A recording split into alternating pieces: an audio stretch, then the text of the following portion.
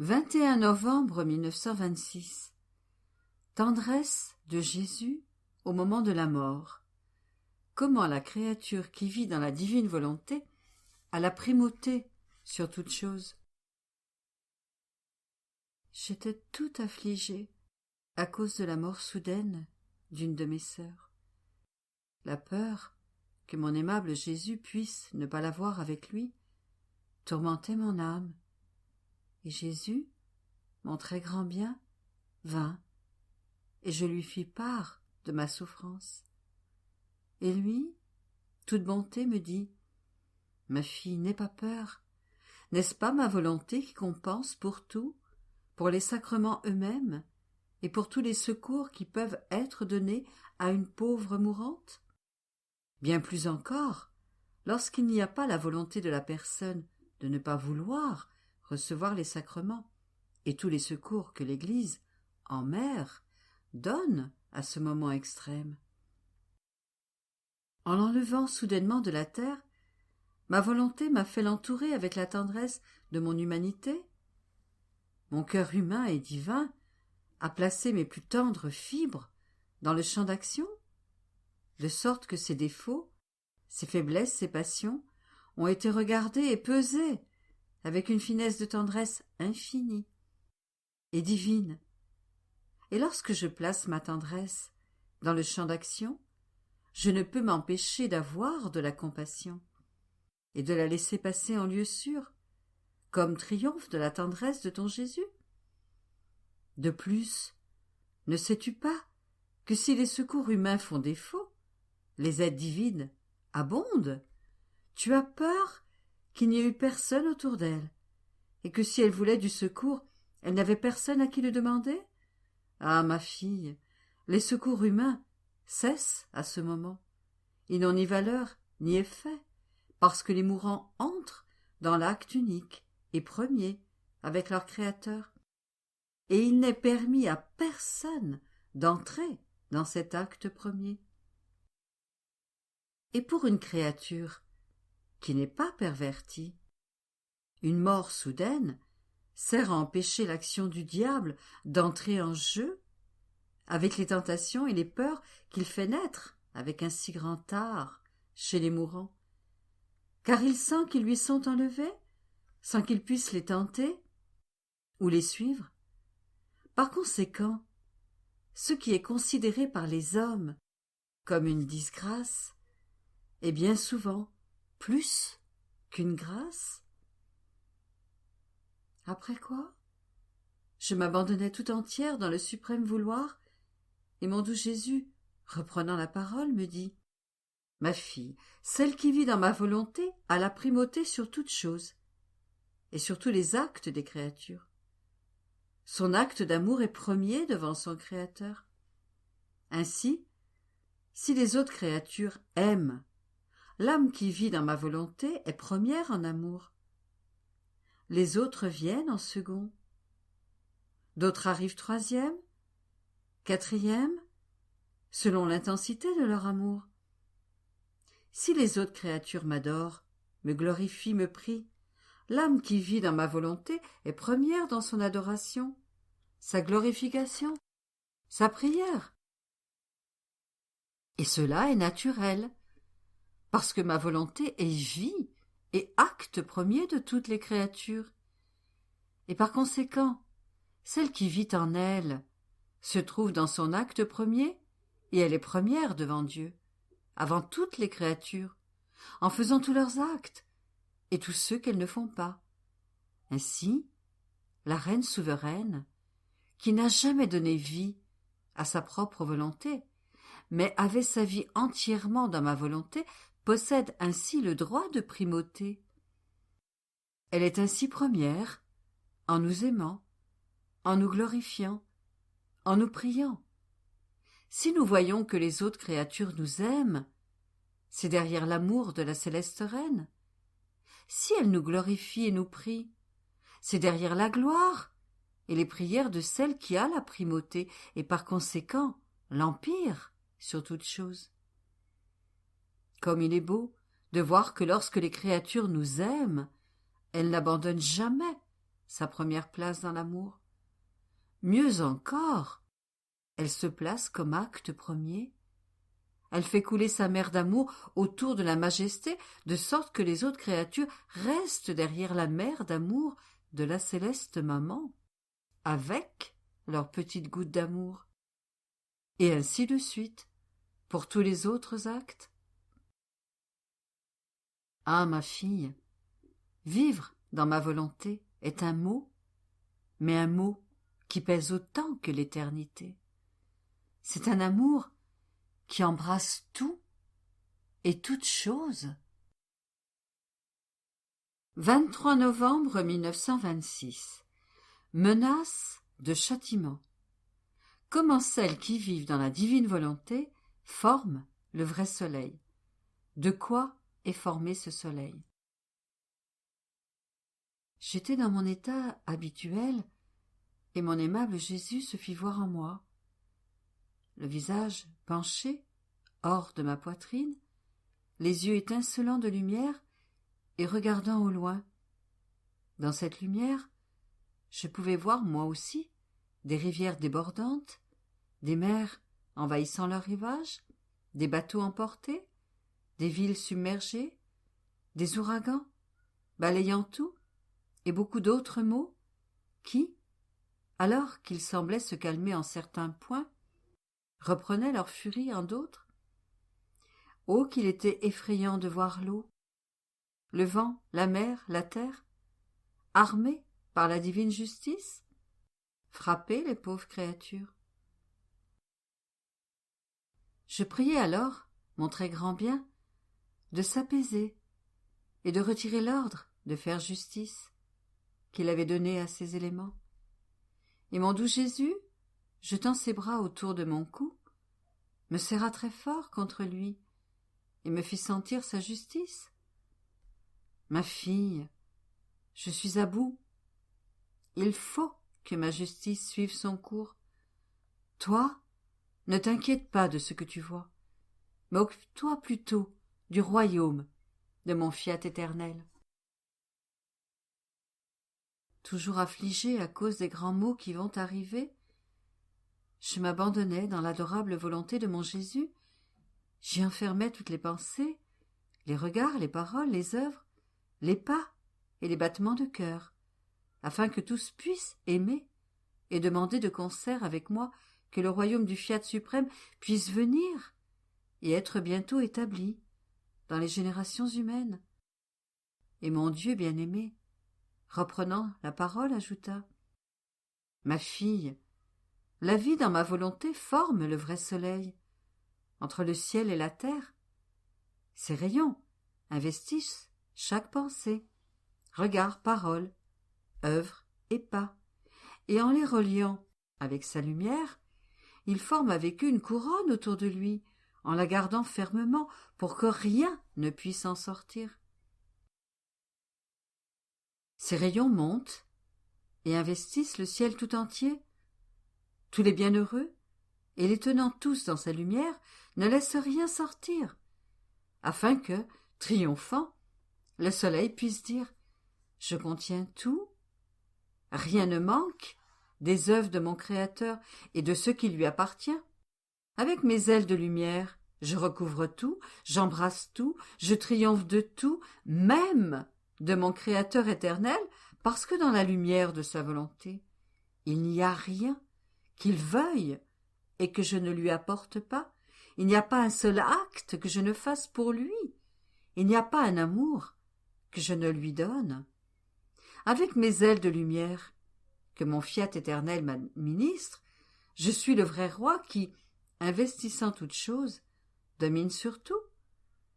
Qui peut résister aux rayons du soleil ou s'en libérer lorsqu'il est à l'extérieur? La puissance de la lumière est irrésistible. Là où elle s'étend, personne ne peut échapper à son toucher qui imprime gentiment ses baisers, de lumière et de chaleur, et, triomphant, les garde investis sous l'impression de sa lumière. Il peut y avoir des ingrats qui ne font pas attention à cette lumière et ne disent même pas merci. Mais la lumière ne s'en préoccupe même pas. Elle remplit sa fonction de lumière et continue à donner fermement le bien qu'elle possède. De plus, le soleil de ma volonté n'est pas comme le soleil que l'on peut voir dans la voûte des cieux, dont la sphère de lumière est limitée. Si cette sphère était grande au point de former un deuxième ciel, la terre, en tournant, verrait toujours son soleil, et par conséquent, il n'y aurait jamais d'obscurité et de nuit sur la terre. Et tout comme la terre ne perd jamais de vue le ciel qui s'étend partout, elle ne perdrait jamais de vue le soleil, et il ferait jour continuellement sur la terre. La sphère du soleil de ma volonté n'est pas limitée, et possède par conséquent le plein jour. La créature qui vit en elle embrasse tous les temps, toutes les générations, et investit tous les actes. Elle forme un seul acte, un seul amour, et une seule gloire pour son Créateur. Mais sais-tu de quoi est formé ce soleil de ma suprême volonté? Mes attributs sont les rayons de ce soleil, qui, bien que différents entre eux, dans leur qualité et leur fonction, sont lumière dans leur substance. Et ma volonté est la lumière combinée qui assume ensemble toutes ces lumières et est la directrice de tous mes attributs. Ainsi, lorsque les créatures méritent d'être frappées, je dirige le rayon de ma justice, et prenant la défense de mes droits, il frappe les créatures. 27 novembre 1926. Comment celle qui remplit une mission peut être appelée mère? Et pour être appelée fille, il faut être généré en elle. Comment les autres saintetés sont lumière, alors que la sainteté de la divine volonté est soleil? Comment le fondement de cette sainteté est l'humanité de notre Seigneur? J'étais tout abandonnée dans les bras de l'adorable volonté, et je priais mon doux Jésus d'utiliser un acte de sa puissance pour que le vouloir suprême puisse investir les générations humaines et s'y attacher, pour y former ses premiers enfants qu'il désire tant. Et Jésus, mon très grand bien, bougea en moi et me dit: « Ma fille, lorsque quelqu'un a une mission spéciale, cette personne est appelée mère ou père. La personne qui vient de cette mission, lorsqu'elle est remplie, peut être appelée fille de cette mère. Être vraiment mère signifie donner naissance à un être de son sein, le former de son propre sang, accepter les souffrances, les sacrifices, et si nécessaire, offrir sa propre vie, pour donner vie à une naissance de son propre sein. Et lorsque cette naissance est arrivée à terme dans son sein, et lorsqu'elle est venue au jour, alors, avec justice, de droit et avec raison, cette naissance est appelée fils, et celle qui l'a générée, mère. Par conséquent, pour être mère, il est nécessaire de former, premièrement, tous les membres en soi-même, de les générer de son propre sang, et les actes de ses enfants doivent être générés du cœur même de leur mère. Or, ma fille, pour être fille de ma volonté, tu as été générée en elle. C'est en elle que tu as été formée. Et, en te formant, la lumière, l'amour de ma volonté plus que le sang, a greffé en toi ses voies, son attitude, son opération, te faisant embrasser tous les hommes et toutes choses. Cela est si vrai qu'étant née de ma volonté, elle t'appelle, tantôt la nouvelle née de ma volonté, tantôt sa petite fille. Seule, celle qui a été générée par ma volonté peut générer des enfants de ma volonté. Par conséquent, tu seras la mère de la génération de ces enfants. Je lui dis: « Mon Jésus, que dis-tu là ? Je ne suis pas une bonne fille. Comment puis-je être mère?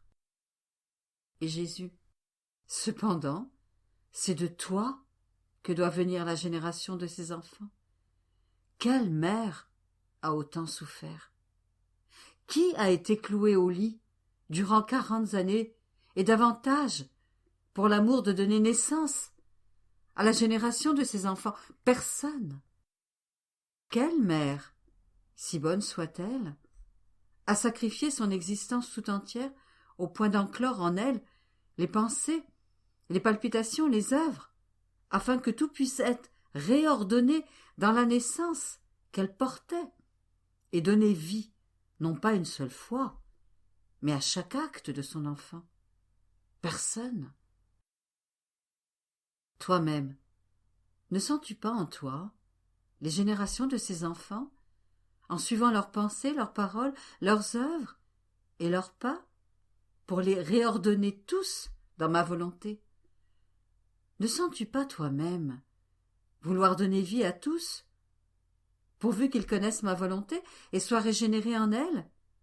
Tout ce que tu fais et que tu souffres n'est rien d'autre que la formation et la maturation de cette naissance toute céleste.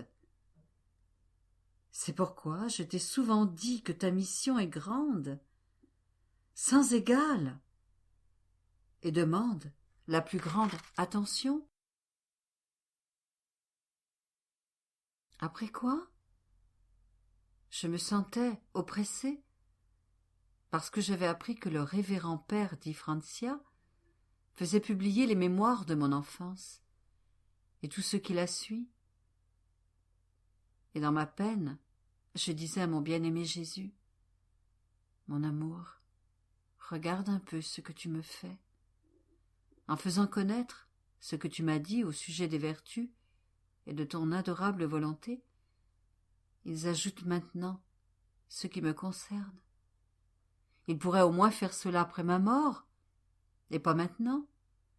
Je suis seule à connaître cette confusion et cette grande peine. Mais pour les autres, rien. Ah, Jésus, donne-moi la force de faire ta sainte volonté, également en cela. Et Jésus, me prenant dans ses bras pour me donner de la force, toute bonté, me dit: Ma fille, ne t'afflige pas tant. Tu dois savoir que les autres saintetés sont nos petites lumières formées dans l'âme, et ces lumières sont susceptibles de croître ou de décroître, et même de s'éteindre. Par conséquent, il n'est pas juste de le mettre par écrit, lorsque la créature vit encore dans le temps, avant que la lumière ne soit plus sujette à s'éteindre, après son passage dans l'autre vie. Quelle impression ferait-on si l'on apprenait que cette lumière a cessé d'exister? Par contre, la sainteté de la vie dans ma volonté n'est pas une lumière, mais un soleil. Il n'est par conséquent pas sujet à s'appauvrir en lumière, ni à s'éteindre. Qui pourra jamais toucher le soleil? Qui peut lui enlever une seule goutte de lumière? Personne. Qui peut éteindre un atome de sa chaleur? Qui peut le faire descendre d'un millième de centimètre de la hauteur où il règne et donne la terre entière? Personne. S'il n'était pas le soleil de mon fiat suprême, je n'aurais pas permis qu'il soit imprimé. Mais au contraire, je me hâte, parce que le bien que peut faire un soleil ne peut pas être fait par une lumière. En fait, le bien d'une lumière est trop limité, et ce n'est ni un grand bien s'il est exposé, ni un grand mal si on ne lui permet pas de s'élever. Par contre, le soleil embrasse toutes choses. Il fait du bien à tous, et ne pas lui permettre de s'élever aussitôt que possible est un grand mal, et c'est un très grand bien de le laisser s'élever, même un jour plus tôt. Qui peut dire le grand bien qu'un jour ensoleillé peut produire? Bien plus encore, si c'est le soleil de mon éternelle volonté. Aussi, plus le retard est grand, plus il y a de jours ensoleillés enlevés aux créatures, et plus le soleil doit restreindre ses rayons à l'intérieur de notre patrie céleste. Mais, en dépit de tout ce que Jésus disait, mon oppression continuait, et mon pauvre esprit s'attristait à la pensée que ma pauvre et insignifiante existence, qui méritait d'être enterrée sans que personne ne remarque que j'avais été sur terre, devait être mise sous les yeux et entre les mains de Dieu sait combien de personnes. Mon Dieu, quelle tristesse! Mais c'est alors que mon toujours aimable Jésus se fit voir en moi, à plat ventre, comme si sa sainte humanité se faisait le fondement de ma pauvre petite âme. Et, reprenant la parole, il me dit « Ma fille, ne sois pas distraite. Ne vois-tu pas que la fondation du royaume du fiat éternel en toi est formée par mes pas, par mes œuvres, par mes palpitations d'amour, pour l'honneur de ma volonté, par mes ardents soupirs et par les larmes brûlantes de mes yeux? Toute ma vie repose en toi pour former cette fondation. Par conséquent, il ne convient pas que ton petit travail sur cette fondation si solide et si sainte soit accompli avec distraction, ou que tes rondes, dans le vouloir suprême, soient faites dans l'ombre. Non, non, ma fille, je ne veux pas cela pour toi. Ne crains pas, tu resteras enfermée dans le soleil de ma volonté. Qui donc plus que lui pourra t'éclipser de telle sorte que personne ne te remarque? Le soleil du fiat suprême y veillera, de sorte que la petite lampe de ton âme, entourée par ses rayons, le soleil, puisse apparaître en elle tout en gardant la lampe cachée en lui. Par conséquent, sois en paix si tu veux rendre heureux ton Jésus. Abandonne-moi tout et je prendrai soin de tout. 29 novembre 1926. Comment la suprême volonté, qui est reine, agit en servante de la volonté humaine parce que les créatures ne la laissent pas régner. Mon abandon habituel dans l'adorable volonté continuait, et toute la création se rendait présente avec la suprême volonté qui coulait, dominante et triomphante, comme lumière et comme vie première, dans les grandes comme dans les petites choses. Quel enchantement, quel ordre, quelle rare beauté, quelle harmonie en elles, car une est la volonté qui les domine, et, coulant en elles, les relie, de telle sorte que l'une ne peut être sans l'autre. Et mon doux Jésus, interrompant mon admiration, me dit « Ma fille, ma volonté est restée telle une vie opérante, en chaque chose créée, afin de pouvoir dominer librement et avec plein triomphe. Ainsi ma volonté a la vie opérante de la lumière et de la chaleur dans le soleil, la vie opérante de son immensité et de la multiplicité de ses œuvres dans le ciel, la vie opérante de sa puissance et de sa justice dans la mer. En fait, ma volonté n'est pas comme la volonté des créatures, qui, même si elles le veulent, comme elles n'ont pas de mains, ne peuvent travailler, n'ayant pas de pieds, ne peuvent marcher, muettes ou aveugles, ne peuvent ni parler, ni voir. Ma volonté, par contre, accomplit tous les actes en un seul. Alors qu'elle opère, elle marche. Ayant tous les yeux pour voir, elle a en même temps la voix pour parler, avec une éloquence sans égale.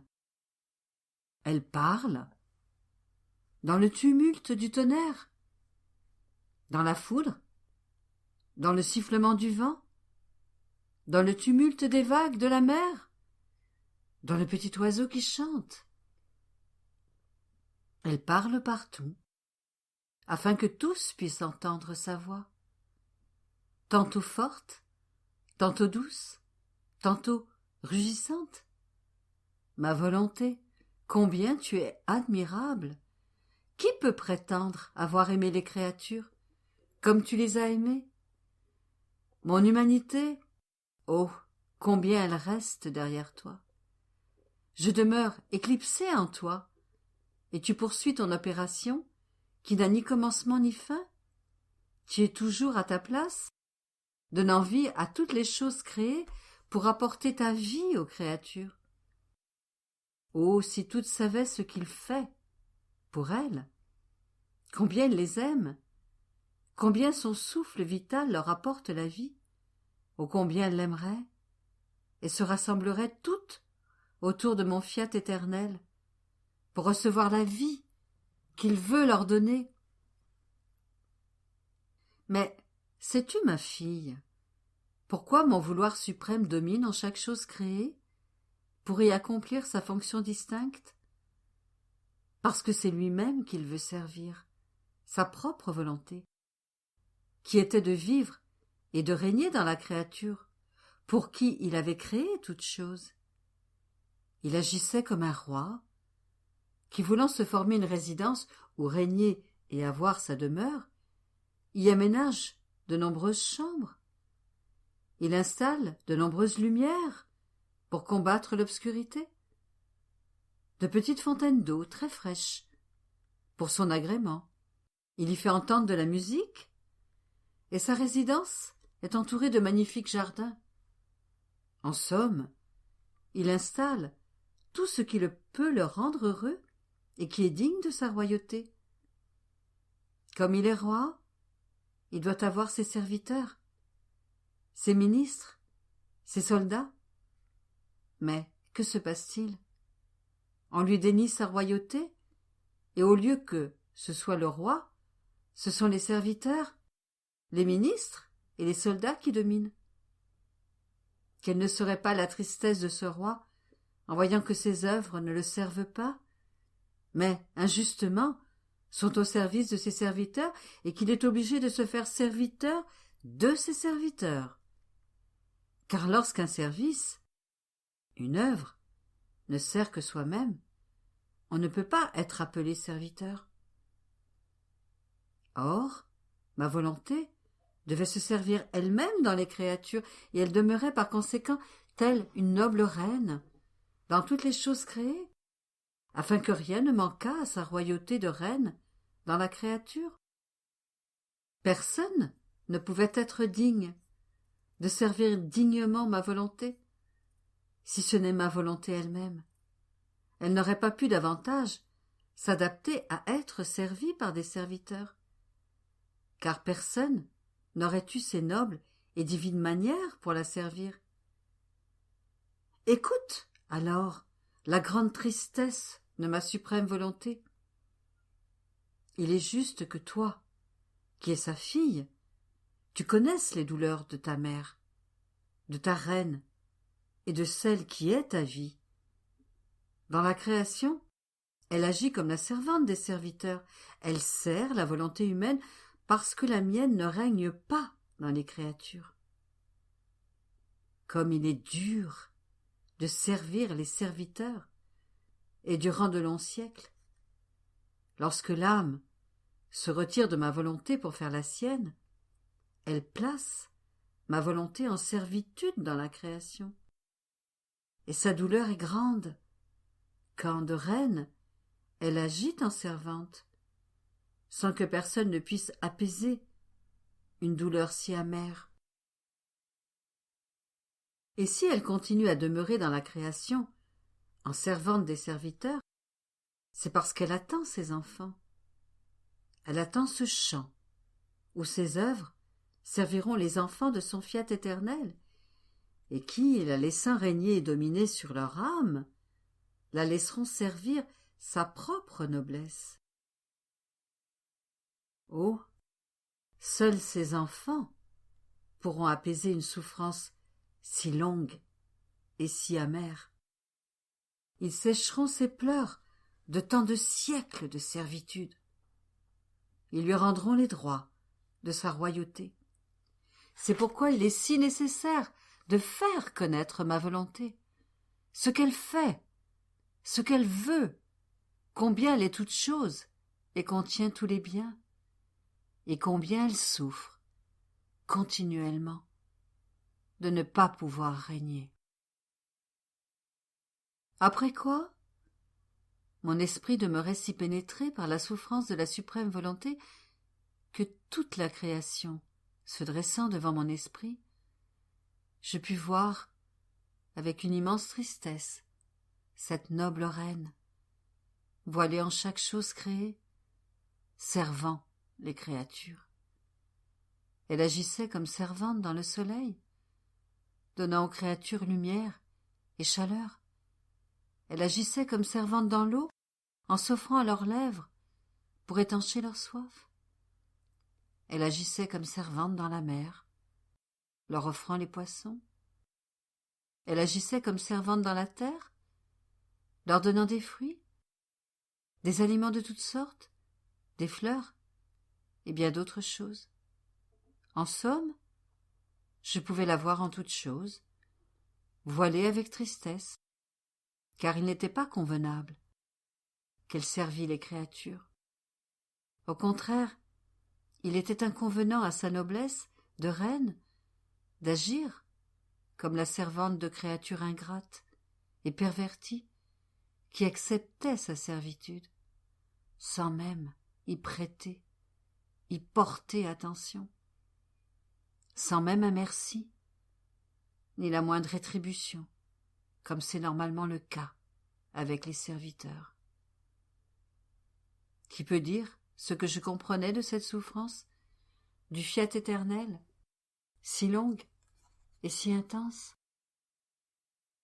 J'étais plongée dans cette souffrance, lorsque mon Jésus adoré bougea en moi, se pressant contre moi, et toute tendresse, il me dit: « Ma fille, il est extrêmement triste et humiliant pour mon vouloir suprême d'agir en serviteur des créatures, qui ne le laissent pas régner chez elles.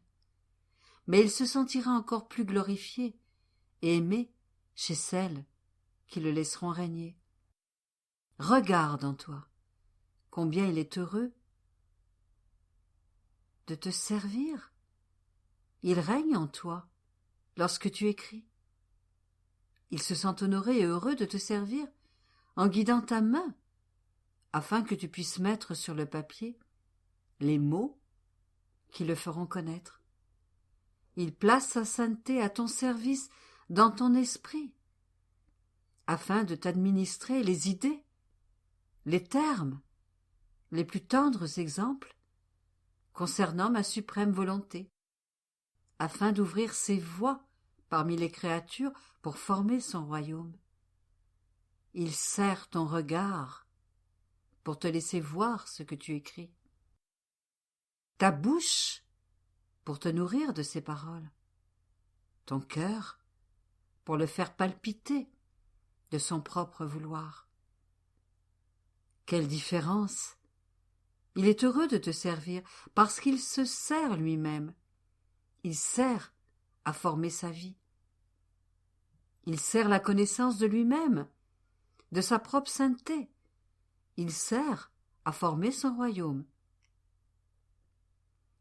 Ma volonté règne en toi lorsque tu pries, et elle te sert en te faisant voler en elle, en te laissant accomplir ses actes, et en te laissant prendre possession de ses biens.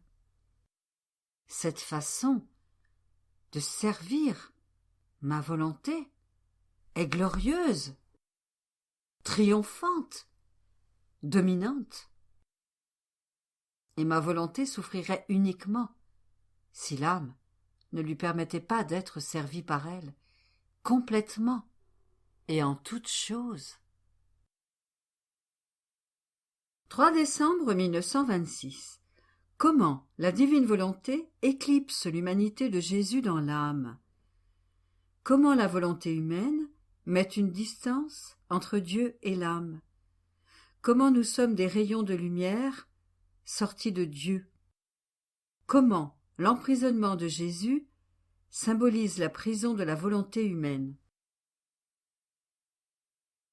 Poursuivant dans mon état habituel d'abandon, dans mon adorable fiat suprême, je soupirais après Jésus, mon très grand bien. Dans cette lumière infinie du vouloir éternel, dont les frontières sont invisibles, sans commencement ni fin, j'étais tous yeux pour voir si je pouvais apercevoir celui que j'attendais avec tant d'impatience. Et Jésus, pour calmer mon agitation, sortit de moi et je lui dis « Mon amour, comme tu me fais lutter et soupirer pour ton amour, tu attends vraiment le moment où je n'en peux plus, ce qui montre clairement que tu ne m'aimes plus comme avant. Pourtant, tu m'as dit que tu m'aimeras de plus en plus, que tu seras toujours avec moi, et maintenant, tu me laisses parfois même durant un jour entier, en proie à ma souffrance et sous la pression de ta privation, seule et abandonnée. » Jésus m'interrompit et me dit « Ma fille, courage, ne désespère pas, je ne te quitte pas, et c'est si vrai que c'est toujours de l'intérieur de toi que je viens pour passer un peu de temps avec toi. Et si tu ne me vois pas toujours, c'est pour te permettre de suivre l'acte unique de ma volonté qui contient tous les actes ensemble. Ne vois-tu pas que la lumière de mon vouloir suprême s'écoule de ton cœur, de ta bouche, de tes yeux, de tes mains et de tes pieds, de ton être tout entier? Mon vouloir m'éclipse en toi, et tu ne me vois pas toujours parce que, étant infini, ce que n'est pas mon humanité, il a la puissance de m'éclipser, et j'aime cette éclipse de mon vouloir suprême. Et, de l'intérieur de toi, je vois ton envol, tes actes dans le divin fiat. Si je me faisais toujours voir, pour passer du temps avec moi, pour jouir de ma douce et aimable présence, tu ne t'occuperais que de mon humanité? Nous échangerions notre amour, et tu n'aurais pas le cœur de me quitter pour suivre le vol de ma volonté dans la création et dans les actes mêmes que mon humanité a accomplis dans la rédemption. Par conséquent, pour te permettre d'accomplir la mission qui t'a été confiée, pour te rendre plus libre, je reste caché en toi, pour suivre tes actes dans le fiat éternel. As-tu oublié que c'est ce que j'ai dit à mes apôtres eux-mêmes, qu'il était nécessaire qu'ils se détachent de mon humanité qu'ils aimaient tant et ne pouvaient pas quitter? Cela est si vrai que tant que j'ai vécu sur terre, ils ne m'ont pas quitté pour parcourir le monde, prêcher l'Évangile et faire connaître ma venue sur la terre. Mais, après mon départ pour le ciel, investis de l'Esprit divin, ils reçurent cette force de quitter la région pour faire connaître les biens de la rédemption, et même offrir leur vie par amour pour moi. Ainsi, mon humanité aurait été un obstacle à la mission de mes apôtres. Je ne dis pas que c'est ce qui se passe avec toi, parce qu'entre toi et moi, il n'y a pas cet obstacle. En fait, un obstacle survient lorsque deux êtres sont séparables. Mais lorsqu'ils se sont tellement identifiés l'un à l'autre que l'un vit dans l'autre, l'obstacle disparaît, parce que partout où l'un peut aller, l'autre se trouve également. Aussi, comme ils sont ensemble, l'une peut aller sans effort partout où elle veut, puisque le bien-aimé est en elle et la suit partout. Je dis simplement que l'éclipse survient souvent à cause de la forte lumière de ma volonté qui, en te dominant toi et mon humanité en toi, elle nous éclipse et nous fait suivre ses actes. Cela ne veut pas dire que je ne t'aime plus comme avant et que je peux être sans toi, pas du tout. Au contraire, ma volonté te donne l'amour éternel et total de ton Jésus. Et, en se plaçant autour de moi, comme un mur avec sa lumière, elle ne permet pas, même pour un seul instant, que je puisse m'éloigner de toi.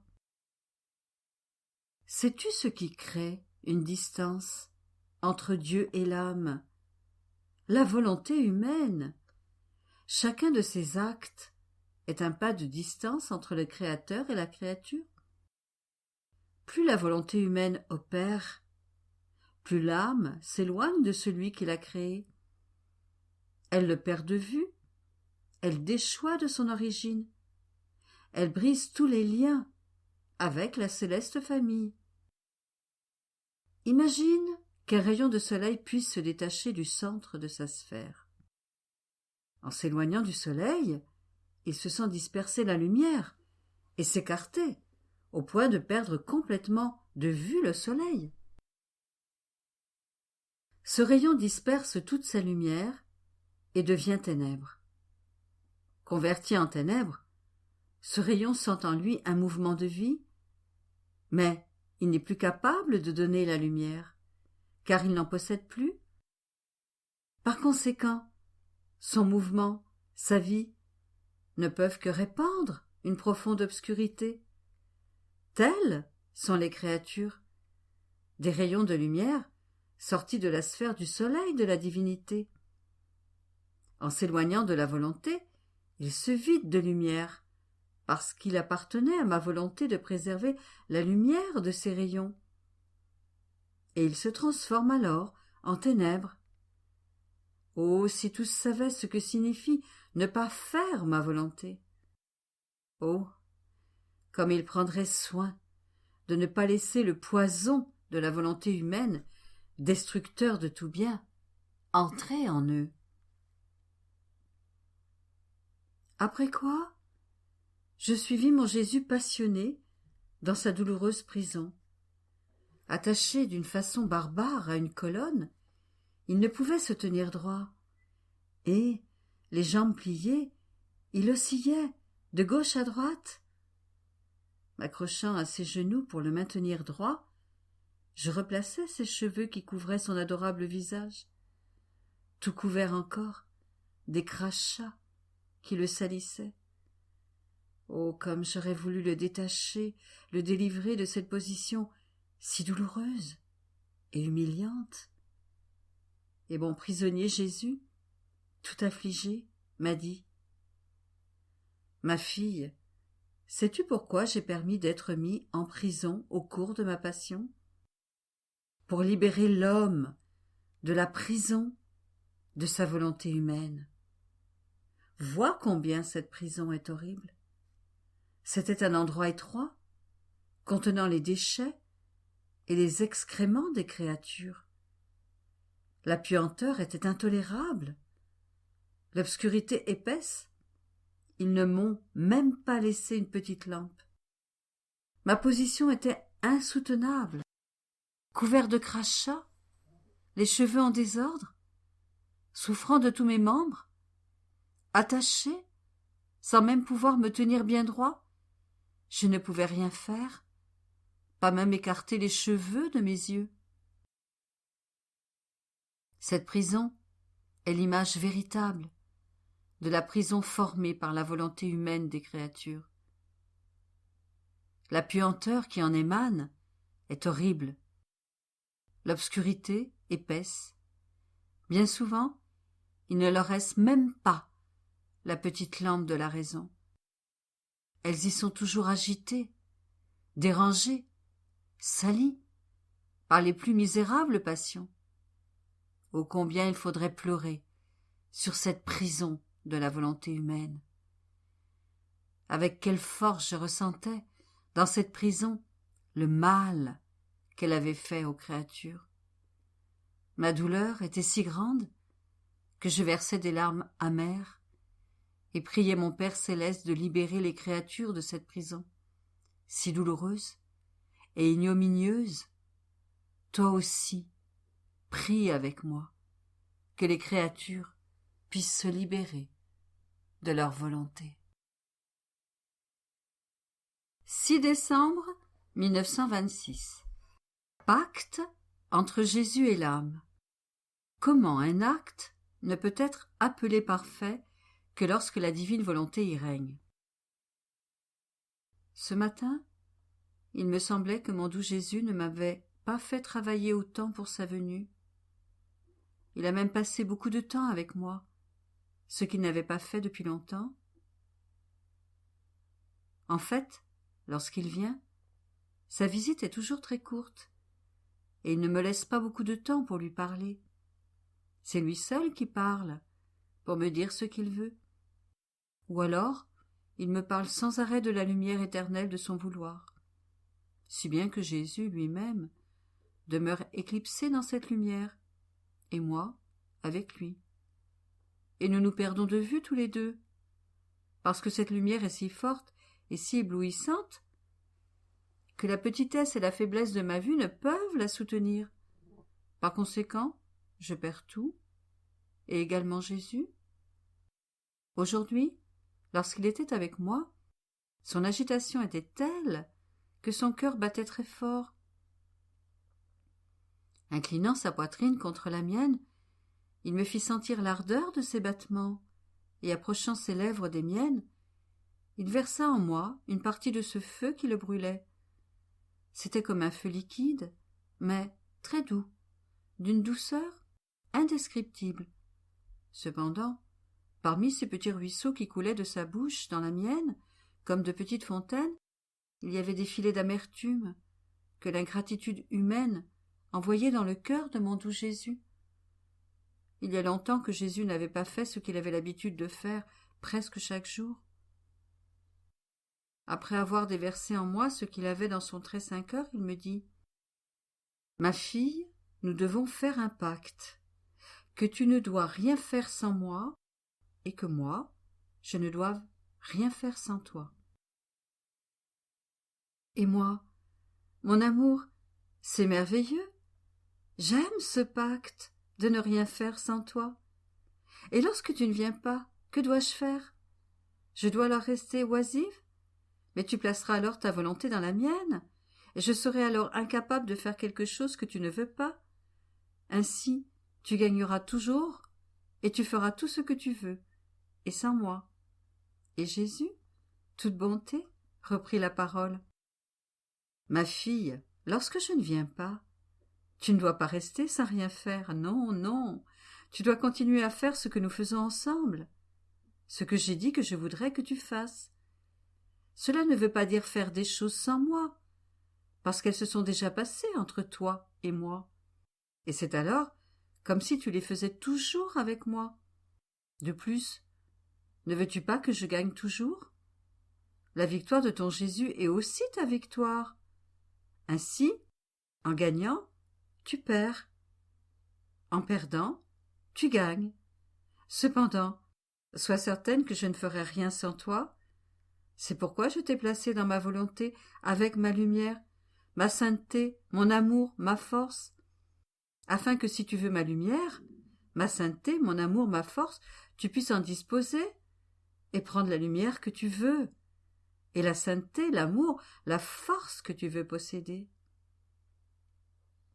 Comme il est beau de voir que tu possèdes mes biens, ce qui me permet de ne rien faire sans toi. Je ne peux conclure ces pactes qu'avec une créature en qui ma volonté domine et règne. Après quoi, je faisais mes actes habituels dans le suprême fiat et pensais que je voulais cacher mon petit amour, ma maigre adoration et tout ce que je pourrais faire dans le premier acte qu'Adam avait fait lorsqu'il possédait l'unité de la lumière de la divine volonté, et aussi dans les actes de la maman reine qui étaient tous parfaits. Et mon Jésus adoré ajouta « Ma fille, ce n'est que lorsqu'un acte enferme en lui-même tous les autres actes ensemble qu'il peut être appelé parfait. Et seule ma volonté contient cet acte parfait, qui d'un seul acte produit tous les actes imaginables existant au ciel et sur la terre. Cet acte unique de ma volonté est symbolisé par une fontaine. Cette fontaine est unique, mais d'elle sortent les mers, les rivières, le feu, la lumière, le ciel, les étoiles, les fleurs, les montagnes et la terre. Tout sort de cette unique fontaine. Or Adam, dans son état d'innocence, et la reine souveraine, en possédant ma volonté, lorsqu'ils aimaient, enfermaient dans cet amour adoration, gloire, louange, bénédiction et prière. Rien ne manquait leur plus petit acte où coulait la multiplicité des qualités d'un acte unique de mon vouloir suprême, qui les faisait embrasser toutes choses. Ainsi, en un seul acte, ils donnaient à leur Créateur tout ce qui lui convenait. S'ils aimaient, ils adoraient. S'ils adoraient, ils aimaient. Les actes isolés, qui n'embrassent pas tous les actes ensemble, ne peuvent pas être appelés parfaits. Ce sont de maigres actes de la volonté humaine, et par conséquent, c'est uniquement dans le fiat que l'âme peut trouver la vraie perfection dans ses actes et offrir un acte divin à son Créateur.